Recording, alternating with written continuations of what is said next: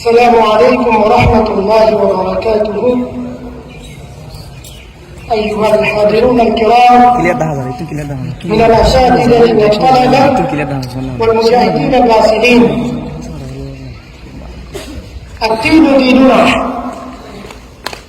والشام شامنا والقدس قدسنا. الشام لنا عزة، والشام لنا قوة، والشام لنا أسرة، والشام لنا غلبة. إذا ابتسمت الشام ابتسمت الدنيا، وإذا بكت الشام بكت الدنيا. منذ زمن قديم كانت الشام تبتكي، ولكن الآن الشام تبتسم، فنحن نبتسم والله يوفقنا. على كل حال، أنا أريد أن ألقي كلمات تهنئة مباركة غازلة لمجاهد الشام من قبل مديرنا مدير الجامعة، ولله الحمد والشكر.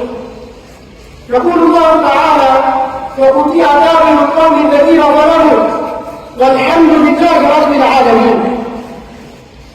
الحمد لله ناصر دينه ومعز جنده وهادم الشيطان وحزبه، والصلاة والسلام على إمام المجاهدين وخاتم النبيين وعلى آله وصحبه أجمعين. أما بعد، فنحن على الجامعة الإسلامية وطنيا وشمال بنغلاديش نهنئ أمة الإسلام المباركة عامة ومجاهد الشام والعلماء خاصة بهذا النصر الكبير والفتح المبين الذي ما كان ليتم لولا رجال سبقوا ما عاهدوا الله عليه، فمنهم من قضى نحبه ومنهم من ينتظر وما بدلوا تبديلا.